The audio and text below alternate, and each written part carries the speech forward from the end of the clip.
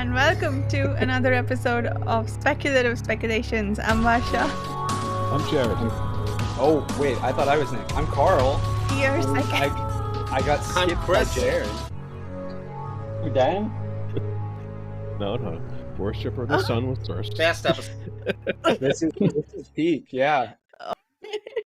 But yes, today we usually work our way through any book that we're reading about 100 pages at a time. And today we're starting our discussions of Klara and the Sun by Kazuo Ishiguro. We're discussing parts 1 and 2, which go up to about 100 pages in the what do you call it? I think my hardback edition has it at that many pages. I think UK paperback is actually 124 pages. But the next week's discussion will be for part 3, and the week after that we'll do parts 4 and 5.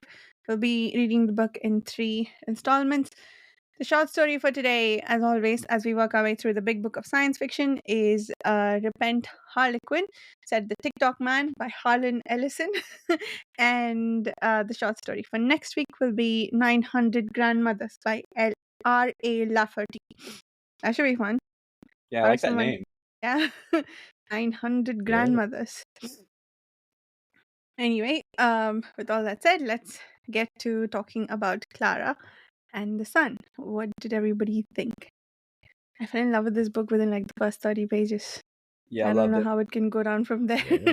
But fell in love immediately and only loved it more as it went along. I mean, this is immediately one of the most moving beginnings to a story I've read. Like, I just immediately fell in love with Klara. It's like watching a Pixar movie, but in a book, you know, and not just like any Pixar movie, but like the best Pixar movies, you know, where you're like, you just care so much about the characters, and usually there's an element of tragedy and like kind of an understated sadness undergirding a lot of what's going on, and it just makes everything so impactful. It's just so human and moving. Anyway. Yeah, very charming. Yeah. Especially because Klara is like, she's got no negative thoughts, basically. She's all just like, oh, I want to help kids and stuff like that. Which I just thought about is, I guess because that's how they programmed her. That's, you know, she's not probably allowed to have negative thoughts, I guess, because, you know, which is a bit sad, maybe. I hadn't thought about that before, but, you know, because you're like, okay, she's so nice, but then if she's not allowed to not be nice, is it actually being nice, or is it just being normal? You know what I mean? I disagree. I think she does have negative thoughts. She like at the very beginning, she sabotages her chances of being sold to some other kid because she wants. That's right. Jody. Is that right? Yes. Yeah. Is that the girl's name? Thank you. And then she later on, like she's clearly upset at the kids who are making fun of her at Jody's party later on. And I think she absolutely does. They just, again, I feel like they're understated. Like often you get the sense of her bad feelings from her actions. She doesn't like ruminate on them. You know, she doesn't brood. She doesn't, you know, she's not selfish, I would say. She does have desires, but she does not act upon them, usually. So her kindness and her selflessness is definitely something that I agree with you about, that makes her just like eminently likable. But it is the element of sadness to her that I feel is what adds her depth and makes me personally really fall in love with her. It's not just that she's kind, it's that there is something broken inside her. Do you think she understands these negative, like you said, oh, she doesn't like these kids, but do you think she understands that she doesn't like? No, she doesn't. No way. No, I that's also part of the charm, right? Is she is incredibly aware of the things that happen around her and a lot of what is motivating people and what they're feeling. but she lacks self-awareness to the nth degree. Mm. Part of what makes her unique, I think, amongst the artificial friends that we were briefly introduced to in various places. I think her manager quite pointed it out a few times that she is very observant, which seems to be out of the norm for most of these artificial friends. And so when you become a natural side effect of being very observant is a layer of sadness at what you may be observing. And so I think that makes sense in a way. I think she even says she's sad at one point. Maybe I'm making that up. Maybe my memory is failing me, but I could swear she like comments or like. I think she said that about the homeless man when he died, Yeah. or did he die Yeah. or not? But yeah, I think so. But her other artificial friend, I don't remember her name. Like she didn't even notice him, I think, right? Or she wasn't. Right. She didn't notice so many things. She didn't notice like the people fighting and all this sort of stuff, right? Yeah. Yeah. And she had a very playful name too for the thing. I guess there was construction going on in front of the building or something, like the pollution maker or whatever. She called it something funny like that. The pooting machine, I think. Yeah. Pollution. Oh yeah, pollution, yeah. It was based on the name of the thing that was written on that machine. Yeah, Right. side. Yeah, I think the childlike perspective that she brings to everything, I think maybe the closest thing, I can't say I can't remember any that I have read like this, but the books that tell the story from a child's point of view, so everything that they're observing, there's a spin on it, that there's maybe an undercurrent of negativity that's either not being noticed um or being brushed under the carpet as something that maybe is not important because there's all these other nice things to focus on. There is a lot of that element to Clara's observations, which I think is a great part of the charm. But she's an artificial friend rather than a child. I had a question about how big she is. I thought she was human sized. Then they talked about throwing her around, like throw and I'll catch her. And sure, they apparently needed two people, but like, why was that something that the kids were even considering as a way to play with the artificial friend? I then concluded that maybe she's doll sized or something. I thought she was like a 5 or 6 or 7-year-old size. Yeah. That's in my mind. That's also what I had in my mind. Interesting. Oh, that's I had the idea that she didn't have the mass of a human, if you know what I mean. Like she was made of stuff, but not have the weight of a human that could throw her around. I definitely had her as like human size, indeed, adult human size in some ways. She has to be at least like, I mean, I guess this doesn't directly translate to size, but all the AFs, the artificial friends, have to be able to like pick up the kids, help the kids, because that's like part of their deal, is they almost like protect the kids, I mean, that's a crucial thing with Jodie, right? Which is she's sick and needs someone who can watch after her. So I guess we definitely get kind of adjacent descriptions of the AFs in terms of their size, but I'm not sure exactly. Like I don't want to. I wouldn't put money on it. I do feel like, though, in my head she's like 5, 6, 7, like Dan was saying. Well, she's definitely big enough to be able to wear a seatbelt in the car. Yeah. Right. But I'm not sure if that translates to. She's definitely not like big. She's still a smaller person, I guess. I guess. Sorry, for those of us that have read the whole book, can you remind me when this part we are supposed to read ends? I forget. End of part 2. So Yeah, but what happens? in What the part happens? two, which is after the waterfall, and it's after they go visit the waterfall, Okay, pretty much. I see. Yeah, That stage. So that's where we are. yeah. She went with the mom and learned The about the dead waterfall. sister, Hmm. and Jody is now pissed at her. Yeah, She's that come was a back, and very Jody, yeah, powerful chapter, wasn't it? Yes. yes. Yeah. Oh my God, yes. Yeah, the thing about it is, it's all quite powerful. Her experience in the shop is incredibly powerful. Mm. Her experience and the differences between, like, the very central themes of this, I think, sort of resonating in the fact that we other people, just we other, and treat people as less than us because of a certain background or differences, which sort of makes the thing about height sort of interesting. And I also think, I didn't really think of this when I was reading it, but it was after the fact, she almost exhibits neurodivergent behavior.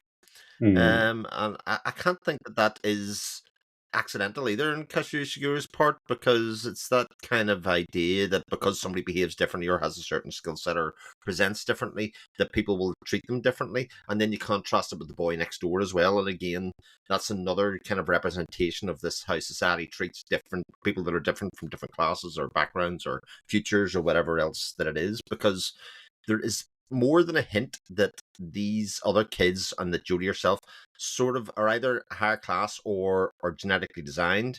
There's sort of eugenics in there in some way. So, um, so it's a world seen through this artificial friend's eyes, but that obviously has layers that we don't all know about at the moment, which makes it even more interesting, I think, and more compelling.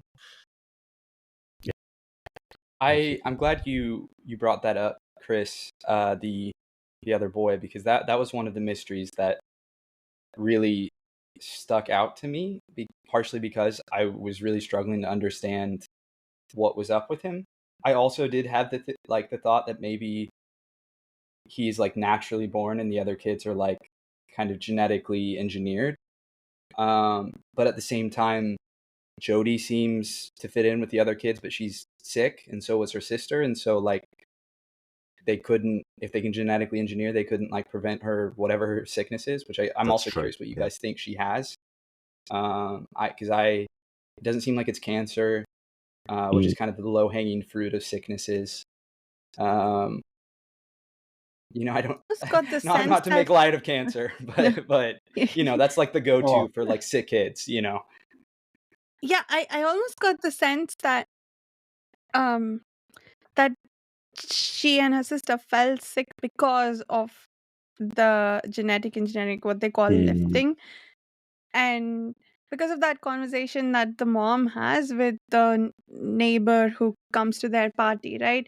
And I forget the details of the conversation, but the mom says, "Do you think the parents just lost their nerve, like regarding the best friend?"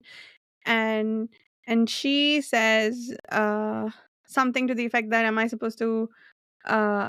Oh God, I don't remember what she says, but I got the sense that the sister died because of genetic engineering, and that Jodie is maybe going through a similar like illness that she may or may not pull through from. But if she does, she'll be like a superior, for some definition of superior, Okay. kid.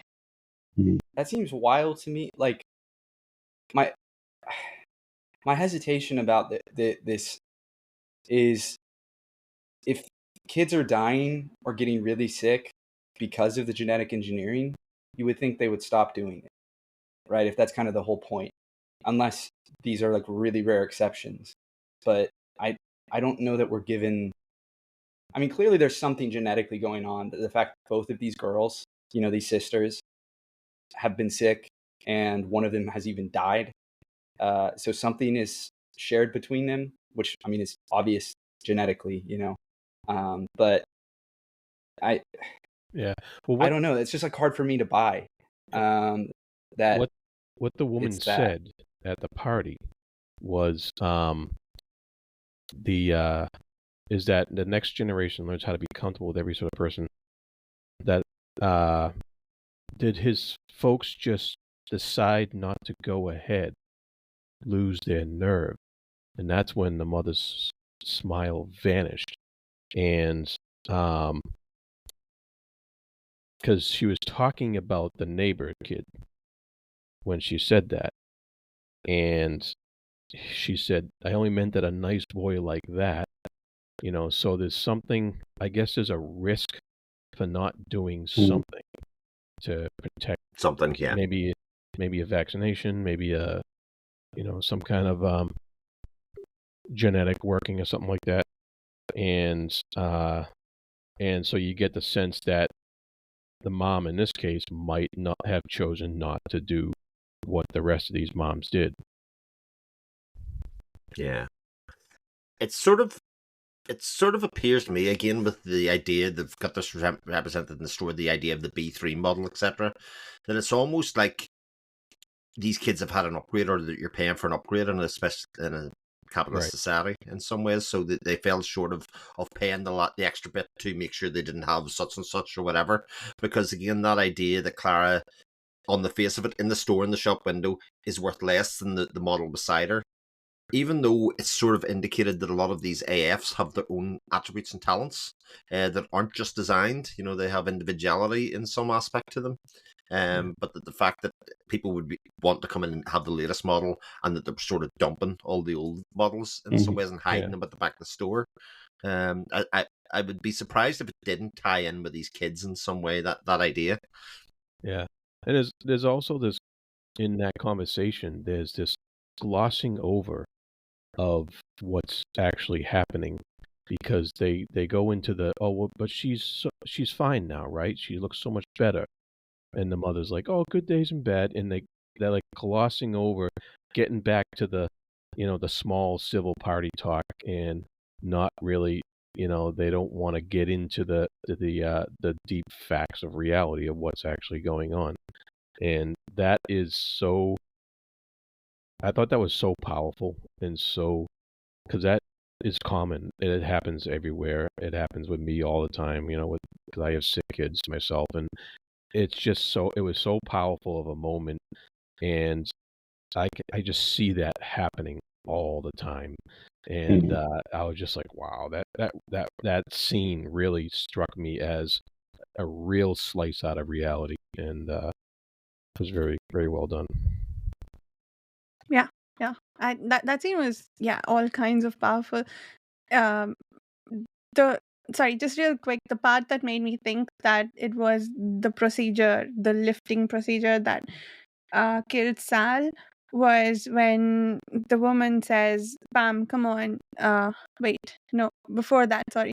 She's going to be just fine. I know it. You were so courageous after all you've been through. Josie will be really grateful to you one day. And then the mother says, do you suppose Sal would want to thank me? Which seems to be that Sal may have, that's what gave me the impression that Sal may have died because of the procedure. Yeah. Very could well be. Yeah. But yeah, you said something that I wanted to circle back to. The new models, right? That was interesting too, with the ones that seem to be ever so slightly cruel because of all the improvements that have been made on them, or they improved their efficiency or whatever and made them able to leap and jump and added their skills. But Klara noticed that they were ever so slightly cruel to the rest of the AFs in the shop. Maybe they're more human. Yeah, that's true. Interesting. Yeah. I don't know. Yeah. Right. Yeah. But yeah, going back to what Carl said about, like, if it is true that parents are taking the risk of killing their children in exchange for maybe getting a more evolved child out of it, that's a very, very, very, very cynical worldview, which what you said, Dan, would add to, I guess, of like the extents parents might go to, I don't know, like, what does it give you besides bragging rights that you have a smarter kid? Maybe they're not able to function in modern society well, because if everyone is like I don't know, hyper intelligent maybe, how are you going to function in real society if you're a normal human? I don't know. Mm, I'm that's trying to true. imagine. Yeah. Or if everyone Maybe. can do very certain amount of physical things and like you can't, it's like being sort of disabled in a normal world where Mm, you can make adjustments for it, but you're still going to be more of a challenge, right? that's true. Yeah, I guess that's one way of looking at it. That makes sense. Maybe they do think in a weird, strange way that they're helping their children. Oh I God. don't know. Maybe I don't know. Maybe you could think about it like, oh, if there's a vaccine that has a 0.01 probability of making your child disabled, but Mm, it's going to prevent him from being ill in the future that's of true. a very Yeah, common thing. Are you going to do it or not? Right? that I don't know makes what sense. the Yeah. probability is, but Yeah, that's true. I guess we don't know the dangers of this and how it Right. affects them. yeah, Which maybe, yeah, the procedure doesn't agree with the genes of this family in particular, and these are the. But then they also said lost their nerve, which, yeah, uh, It seems but like it's something risky, right? Yeah, yeah, that there's I yeah, I mean after rereading it kind of through that lens, I definitely can buy what you're interpreting, Varsha. Because it must be something, yeah, to, quote unquote improve the child after they're born. Because it does seem like it's not a like I mean, I don't know, maybe not. they said something about fetus too. I don't know. I'm remembering keywords and putting them together to make a theory about what I don't remember how there they must spelled be fetus. something. Yeah, when they're very small or still unborn, because I guess he can't.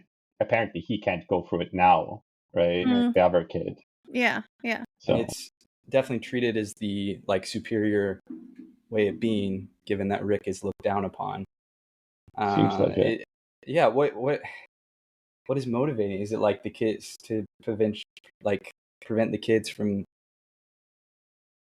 getting sick? I mean, I get it's got to be, yeah, like some sort of like pseudo evolutionary thing where they feel like they're making like a superior human being, whatever that looks like. Maybe smarter, faster. Go ahead, Chris. Screams to me. It screams to me. And when I was reading it, it kind of made me think of Gattaca. If anybody's ever seen Gattaca, Yeah. the film from the 90s, it seems to have very similar ideas and issues about that when they were looking at about a genetic society versus creating a two-class society. I suppose it's the same idea as any kind of the X-Men or Deus Ex, this kind of idea that you can improve humanity by doing certain things to it, whether genetics or cybernetics or implants or whatever it is. And then looking to see whether what you get at the end of it is any better than what we have. Because again, we're looking at this through the lens of something that is like literally a machine in some ways, but yet we as a reader are seeing the humanity in that person, the innocence of them, the skill set of them, how good they are. Even the mum refers to it in terms of she wasn't sure about Klara before they got her, but they see her value and her worth. And I even think at the stage that we're at, like she asks her to act like a human and use her skill set to mimic the daughter. Um, and again, not treating her as totally human, using her as a thing almost in some ways, as a placebo for herself. But that I think that'll probably evolve as Klara integrates herself into the family a bit more as well. And again, explore this issue of genetic engineering versus artificial intelligence versus the natural order that we'll have of the boy Right. next door. Having those three things kind of playing off each other as we go through them, and what actually is better, or whether we are improving humanity by doing anything like that. It's interesting thematically too that having just like quickly reread that section, one of the little girls starts like pestering Rick and being like, when he talks about going to the movies with his mom and being like, oh, you like action movies, right? Like, you like, oh, you're a boy, so like there are these things you like, and like that's what you do, and Yeah, and that's how you norms. act, right? And it definitely, exactly, like it plays into the kind of that larger idea of like what a human is, right? And what's natural and what's unnatural, and the question of like, whether any of that's moral or good or bad or not. And I'm also, I was thinking as you were talking, Chris, about how, we use these words humane, or, we see the humanity in Klara. Things like that our language itself centers the human experience as this morally superior experience, right? Or as the best parts of us are the human parts of us, right? And I feel that is, we all do it, like that it's just a thing we do, it's like it's literally baked into our language. But I think even by the evidence of like Klara, and you can look in real life to like animals that are like capable of compassion, and like certainly we are unique as a species in terms of our sapience and our like intelligence, particular type of intelligence. But it definitely, I think, is like one of those we are human centric in the way we view the world. And so likewise, we kind of bend and mold the things we create, and including language, to represent that. I'm also reminded of like being in high school, and we were reading all these short stories, and one of the short stories was about this dad who adopted this like artificial like robot kid, and I and my best friend were the only ones in a class of like 20 students who thought the kid was like equal to a human being, was like sapient, like, and the short story gave us every reason to believe they were. And it was one of the most upsetting, frustrating days I had in class, where I'm like, they kept calling him like a toaster and things like it was this tragic story about this like artificial child dying,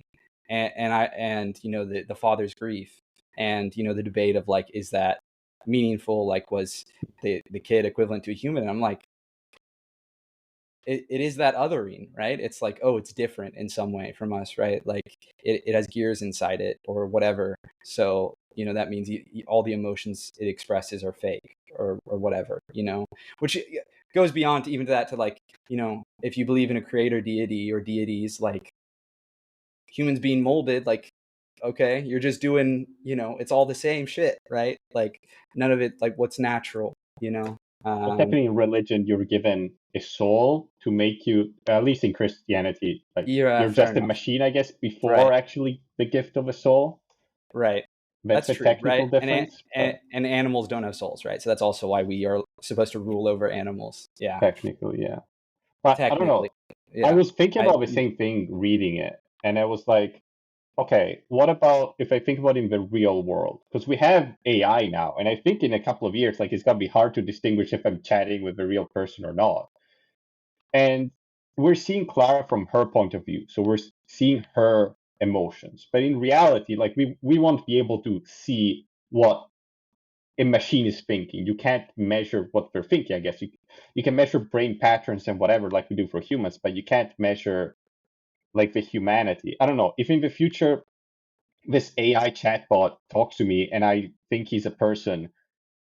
Do I treat it? Does he has the same value as a person? Does the AI algorithm have the same value as a person? Because there's no way to measure this sort of thing. You know what I Yeah. mean?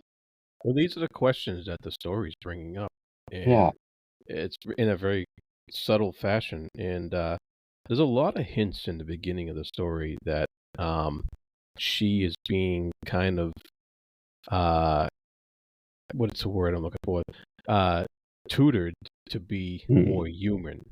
As she asks the manager questions, and the manager gives her certain answers, like when she's saying like, if a child looks at you in an odd way with bitterness or sadness, then don't think anything of it. Just remember, a child, is likely frustrated or something like that. Mhm. And so she's teaching her all these human ways, and Klara is learning this stuff all along. There's a whole bunch of examples of that the manager is prepping the AI, the artificial friend, for life after the store. And one of the moments that stood out to me was also when the Klara noticed the this deep etches around the mother's mouth and the angry exhaustion in the mother's eyes. and how she was going to reach out to Josie from behind and hesitated. And that gave so much insight into the relationship between Mother and Josie through Klara's eyes, and all that she learned prior to that from the manager and just from wanting to be with Josie, just because of that short interaction they had, really gave us a lot of clues into the dynamics of the relationship that's upcoming, and really set us up well for what happens later when the mother takes Klara out for a car ride without Josie. And Yeah. I was just like, I looked back at that after reading the end, and I was just like, wow, there's a ton of stuff in there that really sets up that car ride later on. And I was just like, wow. I mean, the whole book, I feel, talks a lot about this topic of like parenthood, because the manager is basically like a parent to the AFs, right? The way she talks to them, the way she prepares them for the real world, it's like how you would talk to a child, right? And then the struggles of the mother, it's all very connected, it feels. Yeah. Yeah. And yeah, go ahead. It's complicated by, like, the manager definitely does have that parental role with them, but at the same time, the manager is there to sell them, right? Like, it's a Merchandise. job, right? That's right. Yeah. Like, at the end of the day, Morally. I forget if we're given a gender for the manager, but they're there to make money, you know, which is like there is that kind of, you know, market capitalism, you know, profit driven undertone to a lot of what we're seeing too, right? About like what is, you know, I mean, it's not a coincidence Yeah. that like we're selling, you know, artificial friends, and seeing pollution and, you know, all these different things that feel very familiar. Yeah. That's and I can't remember the word I'm looking for that would wrap that up. I don't know, coached or not coached. Mhm. I can't remember the word now. You can coach some. Yeah, I mean, that's I see what you're saying that- there, but Yeah, but that's not the word though. There's a certain word that Primed? No. primed. No, that's not it. It's an evil word, but I can't. it's can't an recall evil it. word. It's an evil word. I can't recall it right now. I'll think of it later. Okay. Yeah. Brainwashed. No. Is that it was is not it the one that's used in association with pedophiles? Yeah. Groomed? Groomed. Yeah, Groomed. groomed. Okay. Yes. She's being groomed. That's what it is. Yep. Oh wow, it's an It's an evil evil word, word. good. Yeah. I mean, it could be a neutral word. You can groom the hair and like a pet. You know, it does. Yeah. The word is not necessarily evil. Yeah. It's I guess it's depending on the subject. In right? that context, is this? it was an evil word. Yeah. Yeah. I'm not gonna lie. I did also wonder on a similar note. I'm like, so if we have artificial friends, like, how far do these AIs go? Like, you know, how many of these sorts of, like, we're already seeing. I'm gonna try to keep this PG here, but like, we got like, you know, AI girlfriends right now. You know, like what? How far up does this go? Yeah.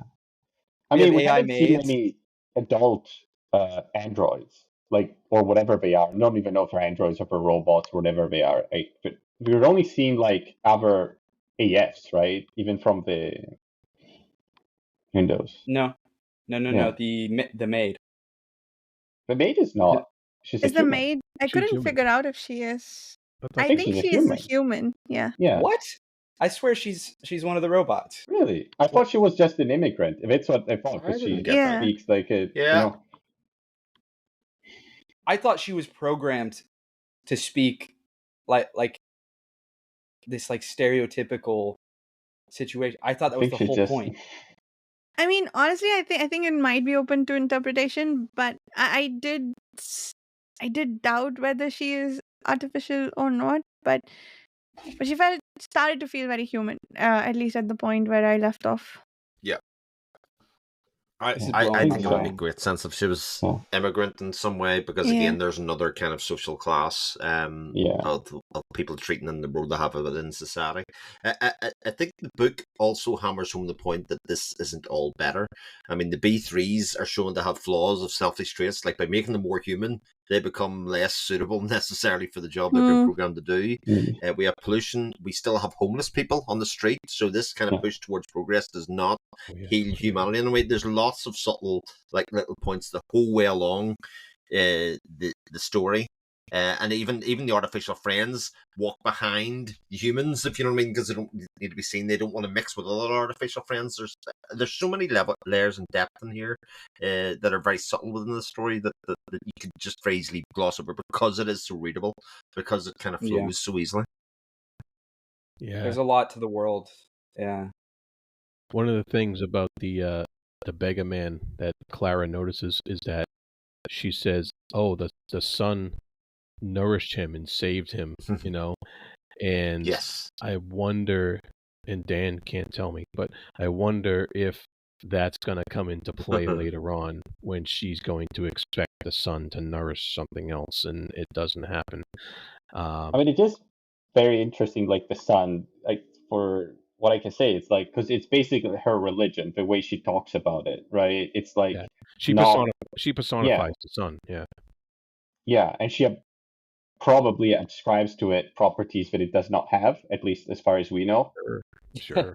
I don't know, the way she approaches it is very similar to, again, just like, it's a spontaneous religion that she creates for herself, basically, right?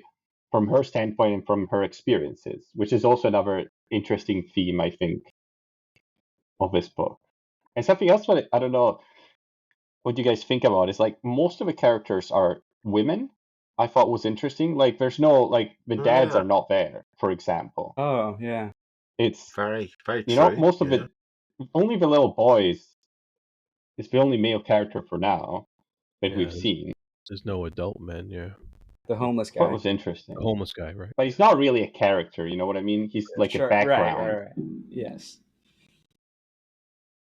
I don't know if It's it means interesting, anything, especially when but you consider genetics, Mm. genetic yeah. engineering, or otherwise, that there's not necessarily maybe the male input. Maybe that's a nature from having less men in society, that they have to artificially do that, or otherwise. Maybe That's it's an more interesting risky point. I to hadn't do thought about the that at all then. lifting to men, maybe. Who knows? Yeah. Interesting. Interesting. So, I, digging into the characters a bit more, I'm curious what y'all think. Like, how did you read? We touched on this a little bit, but how did you read the mother? What the hell is her deal? Obviously she's grieving her dead daughter and dealing with her other sick daughter, but like there seems like there's more going on with her. She's working for this company, traveling a lot. Like, what? I'm curious how you all read her and what you think is up with her. Yeah. So I had a I'll hard take a time. stab at this. Oh, okay. Yeah, go ahead. Yeah, I'll take a stab at this first. In terms of, so it seems to me that she's a career woman that has gotten kids as a sort of way of life and bringing them up, but actually the death of one has actually made her more attached to the kids in a traditional sense, necessarily, than what they were originally there for. Because if they're designer kids, it's sort of it looks like she's very much married to her business or tied to this company in some way, but that actually the events that have happened to her have changed her view of parenthood. And again, that's the theme that comes throughout the book in some way, I think. Yeah, I kind of thought she was purposely hard to relate to, because who can relate to the loss of a child? Not many people can. And so I think that came through in the writing of her character. And because it's through Clara's lens, you're not going to get a whole story, like you said, Chris. So that, in that, on top of her loss, is going to be something that's going to be hard to relate to because of that. Losing a child on top of having the fear of losing another one would possibly make her a very hard person. She's got to put up a lot of barriers to stop from breaking down, and so I think she's purposely written to be hard to relate to in that manner. And I think we're starting to see cracks here and there as we go along, and so I'm very interested to see. I mean, I think her taking Klara in the car is in one way cracking, breaking down of some kind of mental um, wall she put up, and so we'll see how that works out. But it's very interesting that we're able to relate to a artificial being way more closer than we are to Yeah. a person who's been through that sort of tragedy. Yeah, I don't know, but I kind of understood her because like her explanation and her talking was very again human, and she was like, it's not just my daughter which is struggling. I'm also struggling when I see her like that, right? And I was like trying to teach her a lesson, I guess. I don't know. There's a lot to think about, I guess. Like what should have been the correct thing? Like she's still a human. She's a mother, right? But she's still also a human, right? It is very powerful. A Yeah, lot of emotions and yeah, things going on, like there you is, said. and when somebody's in that position, they don't want pity because they don't want to be pitied. But on the other hand, what other connections do you make? And it's hard to figure out in those situations for anybody what to do and what's the right thing to do. Who do you open up to, and who do you don't? And Yeah. I think Yeah. that's portrayed fairly well here. And this is apparently a world where friends are hard to come by or people don't interact socially that much Mm. anymore. And Well, I it think, seems to be like people are mostly like learning online, I guess, or whatever Mm, their online is. So there's yeah. no like, yeah. yeah, I think it's because of where they live. I think they live far away from. They live isolated somewhere. So I think In that the ties into it suburbs. as But I well. think Yeah. it's Yeah, implied that that's right. most people take lessons. They're not really school. Everyone takes lessons online from these tutors in different countries. And if you don't do that, you're like you can't afford them.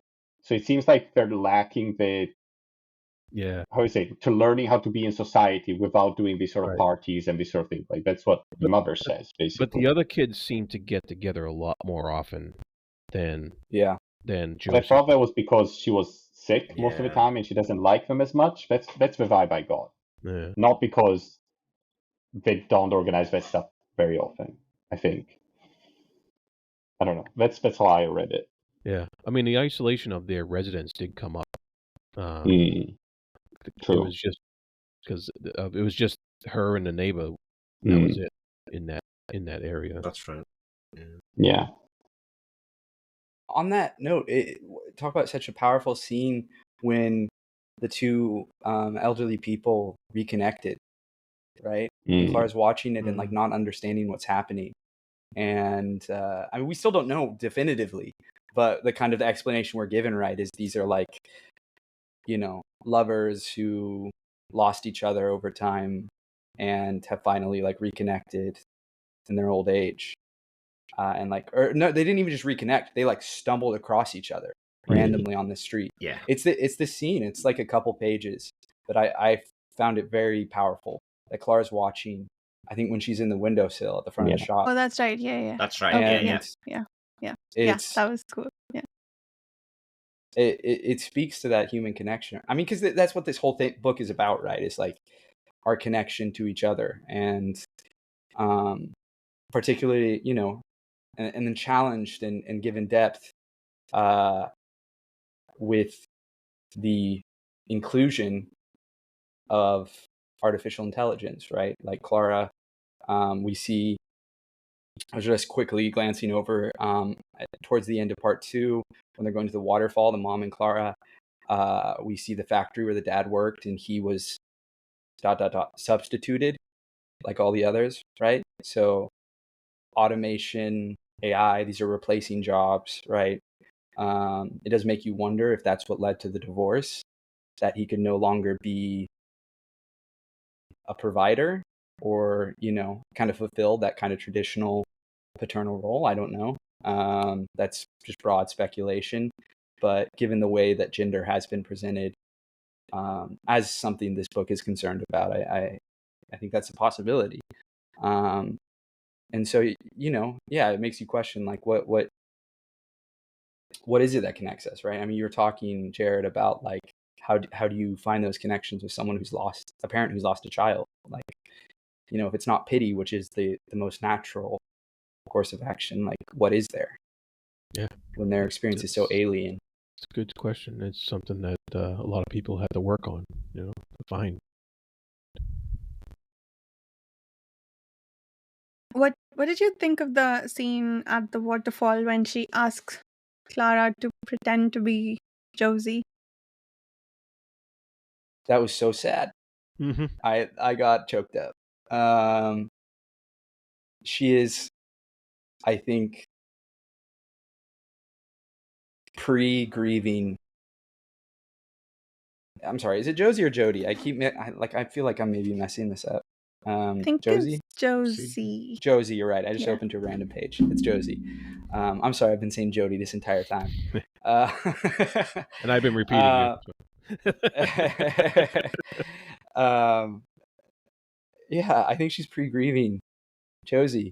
I think she's waiting and expecting. I mean, she talks about taking Klara there on her own other times. Mm. It's like I think a number of us have said that she's having to deal with the grief of losing one child and the very real possibility she'll lose another. And this is one of the ways she's doing it, which is heartbreaking in a lot of different ways, but not least because she started out like she didn't really like Klara, right? And now she's like latching onto Klara as this makeup daughter. It's oh god, it's getting me emotional just like talking about it. Let someone else go. Yeah. Thank you for that, because that scene gave me all kinds of creeps. That felt like such an awful violation of both Klara and Josie. I clearly wasn't thinking about the mother. But even the mother, it felt like she wanted vindication of a sort that she was right. But maybe I'm being too cynical in that reading. I like the one that you just gave of Right about what? Hmm? The mother right about what? Like she asked Klara to pretend to be Josie and apologize for her behavior, and yeah, I didn't really like. No, I think you're right. I mean, I think that is a part of it too.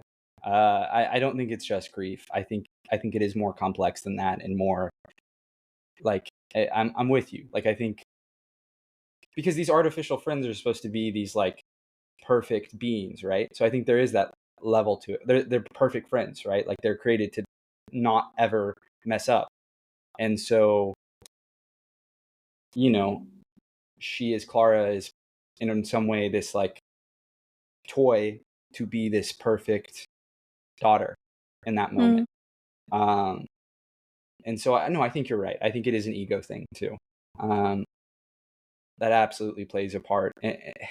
And it's tough, and it goes to show, not only because Klara, we know, is like,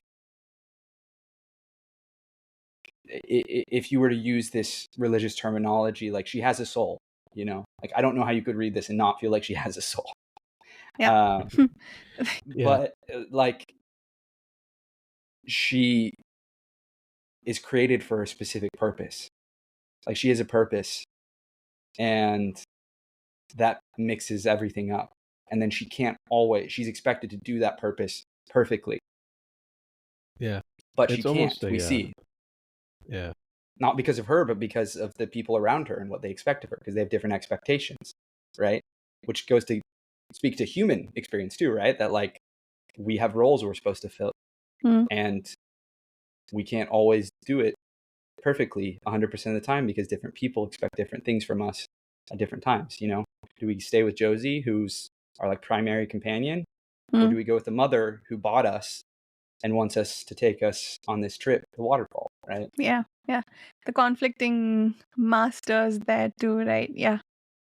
Yeah, She, I love how the imitation thing was very well foreshadowed in the store as well.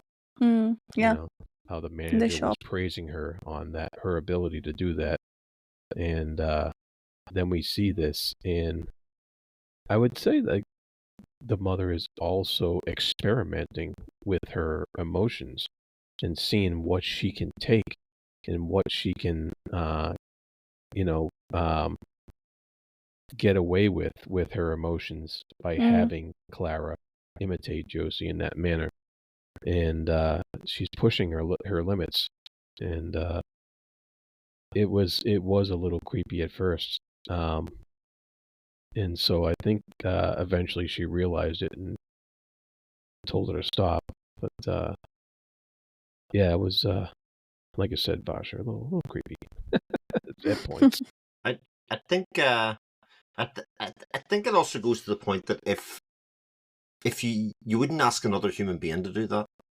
That would be outside the bounds of what you'd ask another a human being to do. So again, she's othering Klara to a certain degree, but because it becomes so lifelike, it becomes uncomfortable for everybody.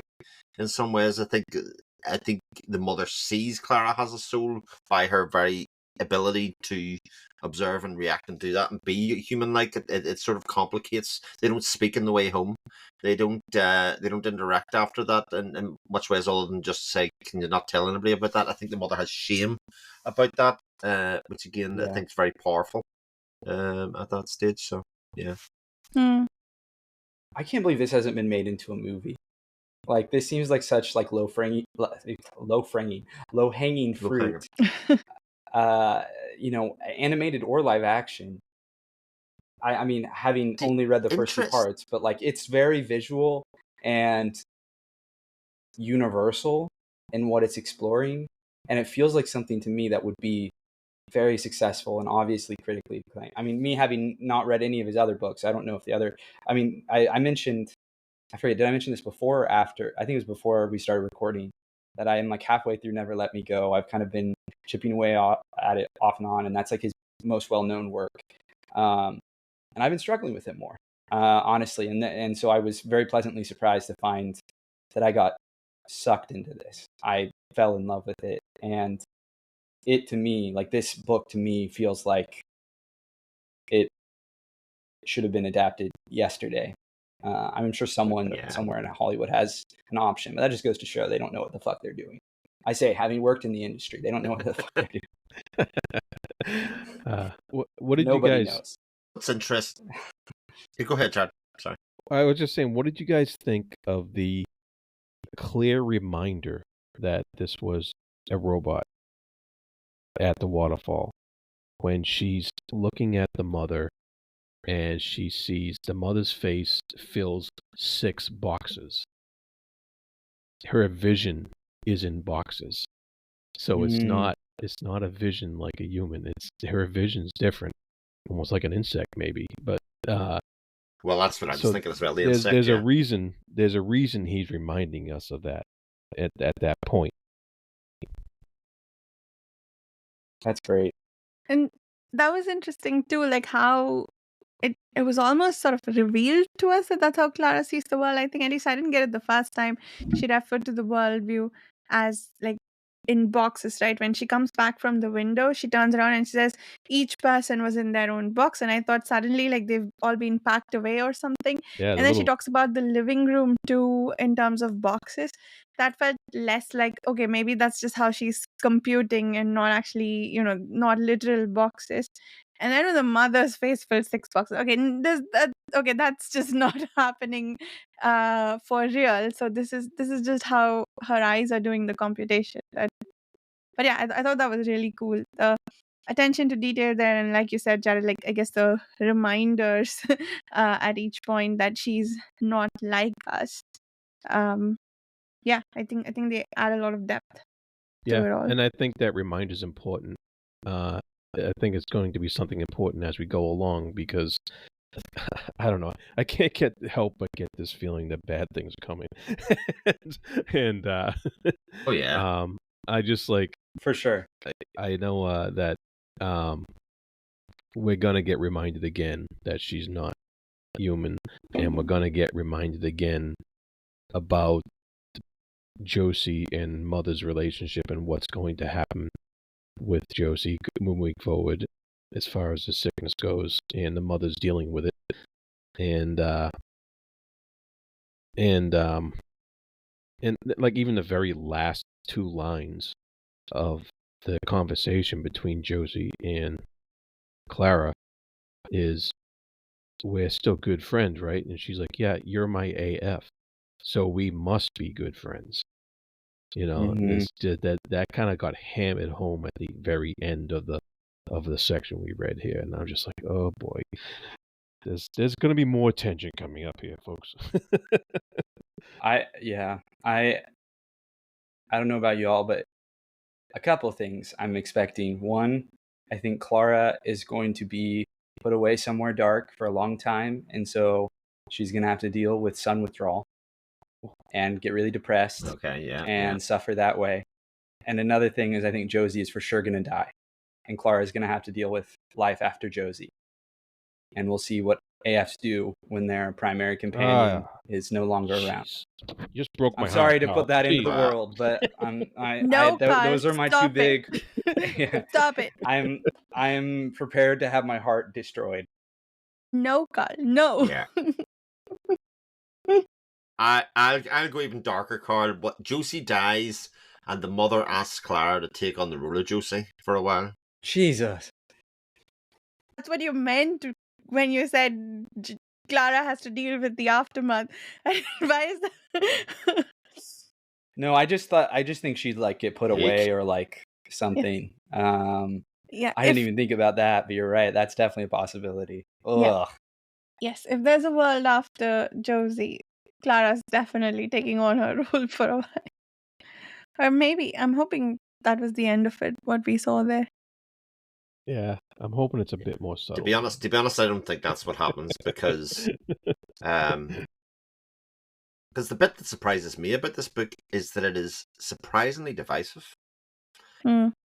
This is a book that people have strong feelings for really liking or really disliking in some ways, and it doesn't seem to be about themes. It seems to be about, from very broad overview, what's a bit boring, nothing happens, which I find incredible because I think it's so rich in what it's trying to say, even at this stage. But I think that to me, this is the type of book that I've read so far and kind of thought, well, this is a book I'd give to anybody because it's incredibly readable, it's incredibly relatable, it's got an interesting story, it's got really interesting characters. Like, what's not to like? And yet,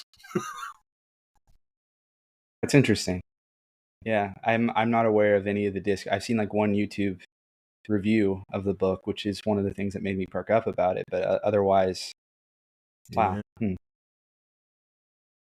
Well, it's a 3.7 on Goodreads, which, as we all know, is not exactly glowing Goodreads-wise for a very successful author, especially. But that's pretty typical for like more literary fiction, isn't it? I feel like literary fiction, like a lot of the classics have like 3 point something. Like I'm telling you, if you look it up, like it's the Brandon Sandersons of the world who have like 4 point whatevers, a lot of the time when they're like wildly reviewed over and over. I feel like horror novels, I know, get just like ripped to shit on Goodreads. Well, I usually try and track, when I do the introductory posts. I'm pretty sure this is the lowest ranked book of any that we've read. Oh, wow. Wow. Well, yeah, maybe I'm more wrong than about that. Wind Up Girl? Oh, does Klara go on to become Wind Up Girl? Was it? Does Klara go on to become a future Wind Up Girl? I mean, she kind of is, isn't it? The thing we were talking about earlier about That is true. her lack of negative feelings, or at least what we don't get to see of her, or some of her positivity, is that programmed, or is she willingly behaving that way? That was a big theme of wind-up girl, right? She was Yeah. basically revolting against her nature in that book. So Hmm. but wind-up girl I liked. I don't think it deserved a lower rating. I just thought it might not have a good rating in Sounded like you did. No, Chris. No. I gave it Now, 4 stars. yeah, now I'm going back and I'm like, I want to look at all of Kazuo Ishiguro's stuff on Goodreads. Well, that's what I'm Mm. looking. It Never Let Me Most Go of his stuff I rated. 3.85. What? Very There you go. dense lower. Yeah. So I think this may just be like his Yeah. where he's at, you know. Because again, I do feel Interesting. like a lot of kind of more literary, more challenging, you know, emotionally, pacing wise, whatever, just that doesn't have that popcorn appeal, tends to be under 4 stars, I feel like. I also think you're probably right in that normal readers or people that read literary fiction, anything has a sci-fi kind of element to it. It's sort of people will switch off from it in some ways, and with some of his books are very sci-fi, some of them are less sci-fi. I think that he'll have people that pick it up for different reasons. Well, it's not just that too, because I think sci-fi readers would read this and be like, nothing happens in this book, you know, Yeah, well, because that's Klara true. doesn't have to like fight other robots, you know, or something like. So you know, it's the audience, right? I mean, clearly this book has an audience because he's like a best-selling author and wins a bunch of awards, but it's not a, you know, it doesn't appeal to everyone per se. Although I'm with you, Chris, I do feel like this is a book I could give to many more people than a lot of stuff I read. I could give us a moment. I'm pretty sure I could give us a moment. It's maybe a bit on the sad side, I'm predicting for that, but yeah, it's so readable, so readable. Yep. And I'm looking forward to reading more of it. Yeah, absolutely. Any other thoughts before we talk about Ribboned Harlequin? Said the TikTok man. I just have to say, Harlan Ellison has the best titles. Yeah. I mean, I have to open That's so good. Or what is it? I have no mouth, but I must scream, and then repent Scream, Harlequin, and all that. Like he's got some banger titles. This is impressive. Yeah, he does. That's for sure. So who's got the summary? I'll go for the summary very briefly. This is the world. It tells the story of a world where the TikTok man looks after people's lifespans or otherwise, and if you're late to do anything, he'll take that off your overall lifetime. So if you turn up for late, 10 minutes late, you're going to have 10 minutes removed off your life. And he is challenged by somebody known as the Harlequin, who wants to challenge the natural order. And I think that's a pretty good a summary or succinct a summary as I can probably come up with. Yeah, that sounds about right. I want to solve the math question towards the end of our discussion, but we'll start somewhere else to talk about it. Yeah. Oh, it's a story about civil disobedience, right? Yes. It reminded me of V for Vendetta quite a bit. Yes. Especially with the masks and everything. As a matter of fact, also that I know that Ellison was a big influence on Alan Moore. Interesting. Yeah. That makes sense. And the other thing it reminded me of is that was it Justin Timberlake, that movie, I don't remember the name, but in which time is a currency, and richer people have more of it and poor people have less, and you have to work for additional time, and if you run out of time, regardless of your age, you die. And I did not think we were going to get a Justin Timberlake reference, but there we I go. knew it. I knew I would bring some In time. light to your day by bringing this up. Well, just so our listeners Let- know, Vasha threw off our master schedule by 15 minutes today. Yes, I That's- did. So I lose 15 minutes from my net lifespan. Yeah. But That's all I right. lost it Well, to be already by fair, spending that speculative time in traffic. That's all right. You'll still Yeah, live longer than I me. was going to so say, it's good. speculative speculations is literally dangerous for your health, Varsha, because you're always late. That's true. Uh, Oh man. It was a fun story. I liked how, it was good, actually. yeah, the depth of it that and the points it made while being completely ridiculous.